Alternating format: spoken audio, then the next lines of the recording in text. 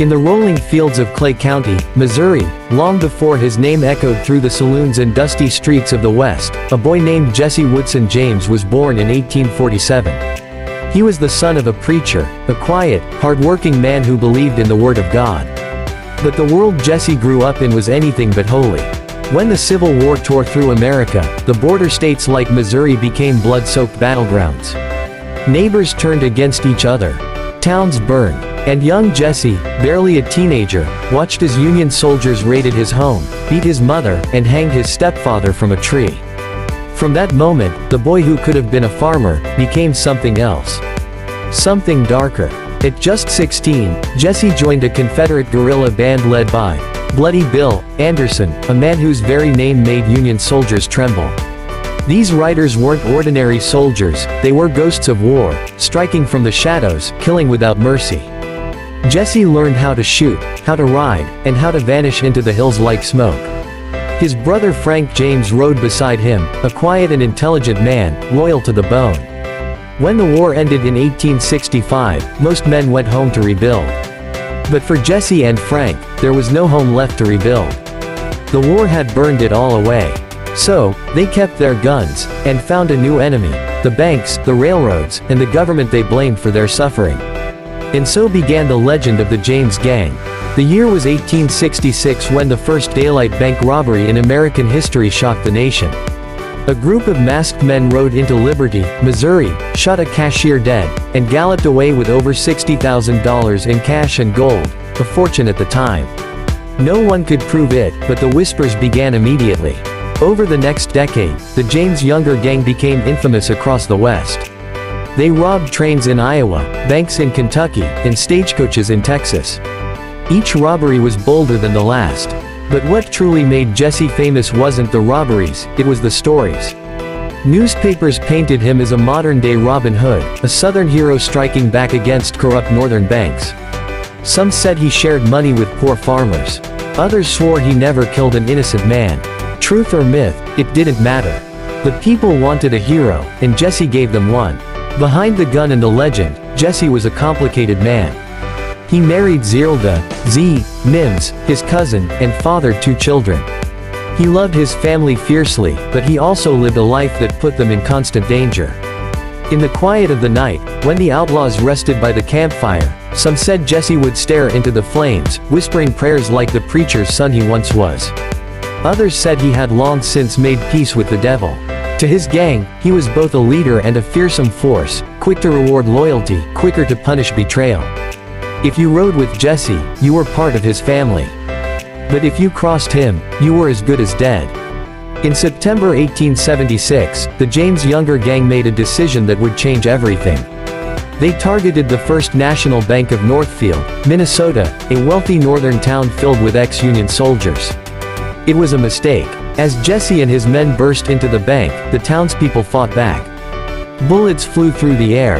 The gang tried to flee, but the streets turned into a war zone. 2 gang members were killed on the spot. 3 others, including the younger brothers, were captured. Only Jesse and Frank escaped alive. That day, the legend cracked. The hero image faded. Newspapers no longer called him Robin Hood. They called him America's Most Wanted Outlaw. For the next 5 years, Jesse James lived as a ghost. He changed names, moved towns, and even pretended to be a cattleman in Tennessee and Kansas City. He trusted few.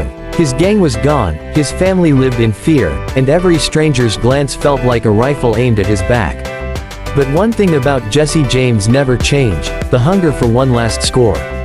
He couldn't let go of the life that made him a legend. In 1881, he gathered a new gang, including 2 young brothers from Missouri, Charlie and Robert Ford.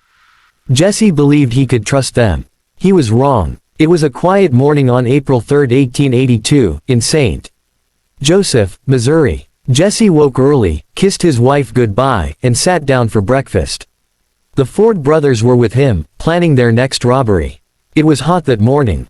Jesse took off his gun belt, something he almost never did, and climbed a chair to straighten a picture on the wall.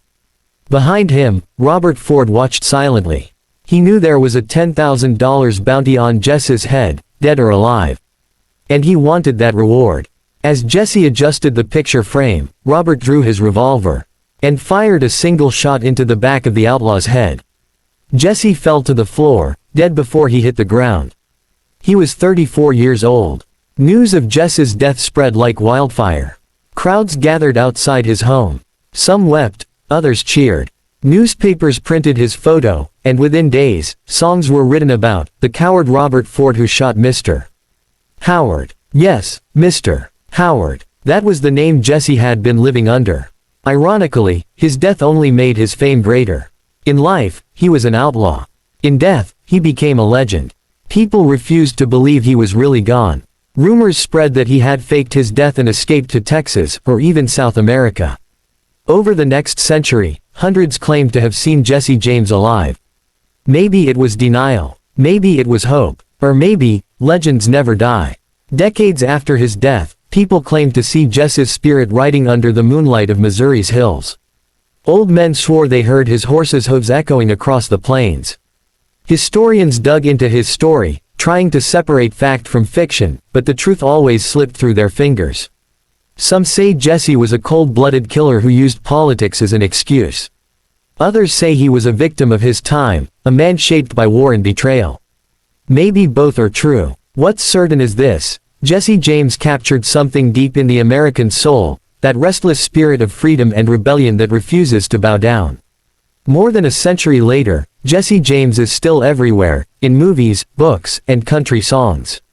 Towns across America hold festivals in his name.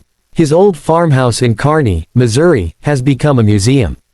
Visitors still walk through the rooms where he grew up, stare at the gun that killed him, and whisper to each other.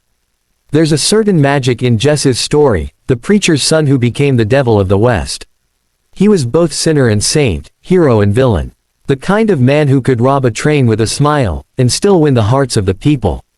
In the end, Jesse James was more than just a man, he was a mirror. A reflection of America itself, brave, rebellious, violent, and free. He lived fast, died young, and became immortal in the stories that followed. And even now, when the wind howls through the canyons of Missouri, some say you can still hear a horse galloping in the dark, and a voice whispering through the dust. Greater than, I'm Jesse James, and I ain't done yet.